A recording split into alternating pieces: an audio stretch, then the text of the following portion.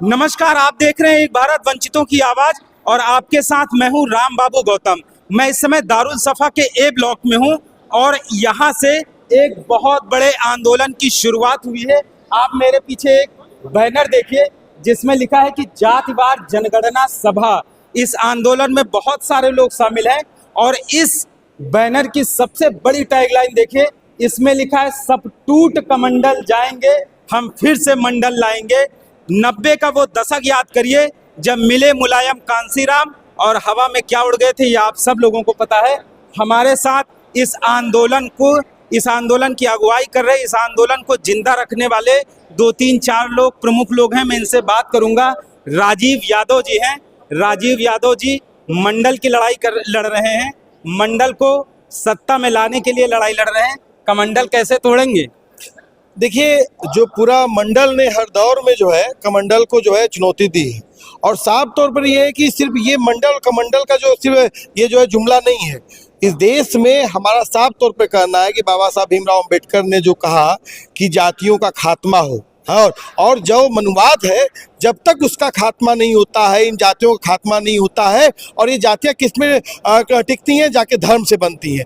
तो मामला है और वही धर्म राज कर रहा है और राजनीति में धर्म राज कर रहा है। तो साफ तौर पर है कि ये पूरी की पूरी लड़ाई एक उस भारत की लड़ाई है जिसका सपना बाबा साहब भीमराव अंबेडकर ने देखा। जो मंडल कमीशन है वो मंडल कमीशन एक दस्तावेज है, वो दस्तावेज आधुनिक भारत का दस्तावेज है। जिस तरह से एक संविधान जो है हमको हक अधिकार देता है, उसी तरह से मंडल कमीशन जो बात कह रहा है कि इस देश में जातिगत जनगणना के सवाल को भी वीपी मंडल साहब ने रखा जो है, तो वो आगामी इस देश में जो वंचित समाज है, जो पिछड़ा समाज है, उसके हक अधिकार कैसे मिलेंगे। आप सिंपल सोच सकते हैं कि इस देश में अभी महिला आरक्षण लागू हुआ और महिला आरक्षण लागू हुआ, उसमें ओबीसी के कोटे की जब बात आती है तो क्या होता है, विधोड़ी खड़े होते हैं, दानी साहब पे कमेंट करते हैं। क्यों? इसलिए कमेंट करते हैं कि एक गंभीर बहस चल रही थी उस समय, कार सेंसेक्स पे बहस चल रही थी, कि जातिगत जनगणना पे बहस चल रही थी और उन्होंने एक सांप्रदायिक टिप्पणी करके के बहस को डाइवर्ट कर दिया। इस देश में दरअसल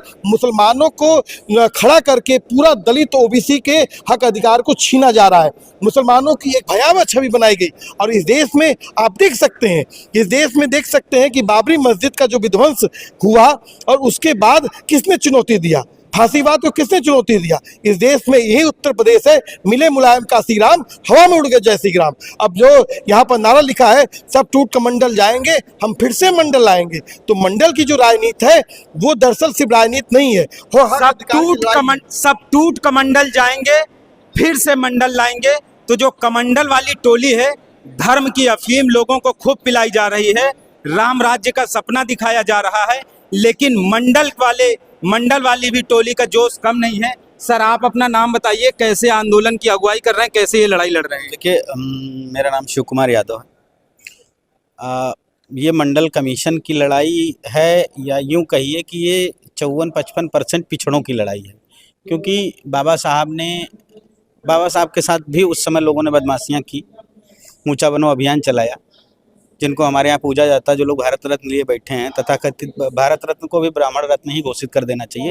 ये तो दबाव में 2-4 रत्न मिल जाते हैं, जैसे हमारे कर्पूरी ठाकुर जी हैं, दबाव में देते हैं। अच्छा, जैसे दबाव में मिला, बिल्कुल, जैसे दबाव में मंडल कमीशन लागू किया बीपीसी ने। वर्गों की जो राजनीति है ओबीसी की बहुत ज्यादा हावी हो रही है, उससे डर बिल्कुल जननायक कर्पूरी ठाकुर जी को, इसीलिए शायद। बिल्कुल। अच्छा, ये बताइए 2024 में ही क्यों दिया? दोबारा रिपीट हुए हैं ना, इसके पहले क्यों नहीं दे दिया इन्होंने, या शुरुआत में ही क्यों नहीं दे दिया?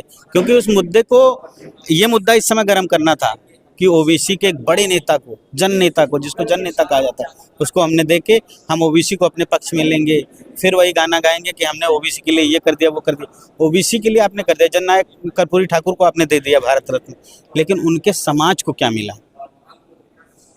आदिवासियों को की एक महिला को आपने राष्ट्रपति तो बना दिया, लेकिन आदिवासियों की जमीन छीन ली, जंगल छीन लिया उनका, तो उनको क्या मिला? लड़ाई तो उसी की है। जातिवार जनगणना इसीलिए जरूरी है कि जो लोग हैं, ये देश पूरा एक परिवार है, उस परिवार में बंटवारा बराबर होता है हिस्से में।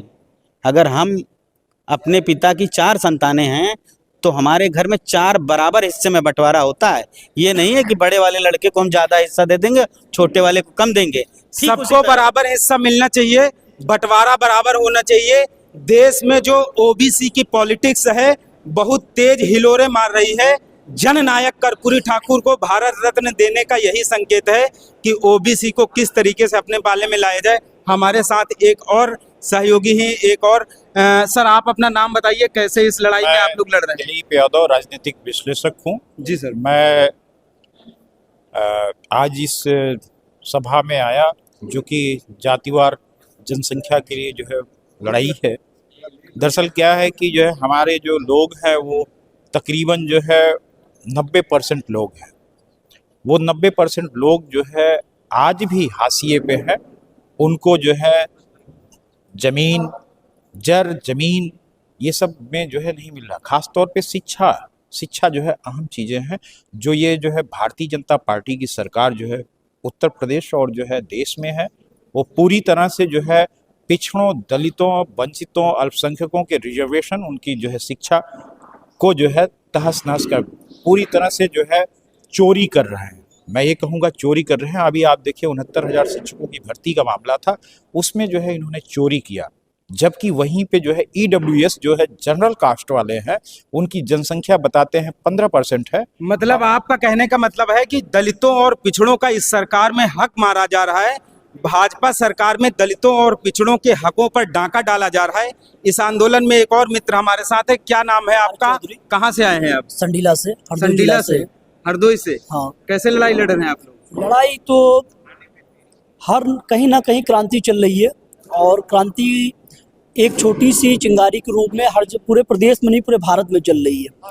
और वो अपना रूप कब ले लेगी ये नहीं कह सकते, लेकिन क्रांति है जो बहुत तेज ज्वालामुखी बन के फटेगी। क्रांति है, ज्वालामुखी बन के फटेगी। इस आंदोलन को पूरे उत्तर प्रदेश के कई जिलों से समर्थन मिल रहा है।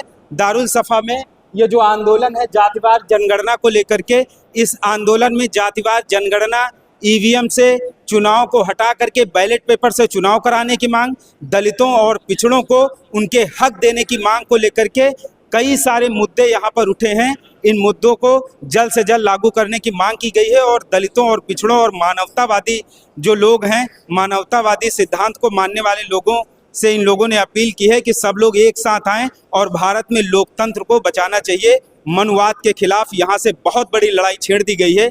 बॉलीवुड के एक गीत से मैं अपनी इस बात को विराम दूंगा कि तेरे घर के सामने एक घर बनाऊंगा, दुनिया बसाऊंगा तेरे घर के सामने। मनुवाद के खिलाफ इन लोगों ने लड़ाई छेड़ दी है और मानवतावाद के सिद्धांत को लागू करने के लिए ये लोग लड़ाई लड़ रहे हैं। ये लोग अपनी अलग एक दुनिया, समतावाद, बंधुत्व की जो लड़ाई है वो लड़ रहे हैं। इस लड़ाई में ये लोग जरूर कामयाब होंगे। मित्रों, आपसे गुजारिश है कि आप एक भारत चैनल को ज़्यादा से ज़्यादा शेयर और सब्सक्राइब जरूर करते रहें, जिससे वंचितों, शोषितों और पीड़ितों की आवाज़ को सत्ता के शीर्ष तक पहुंचाया जा सके। धन्यवाद।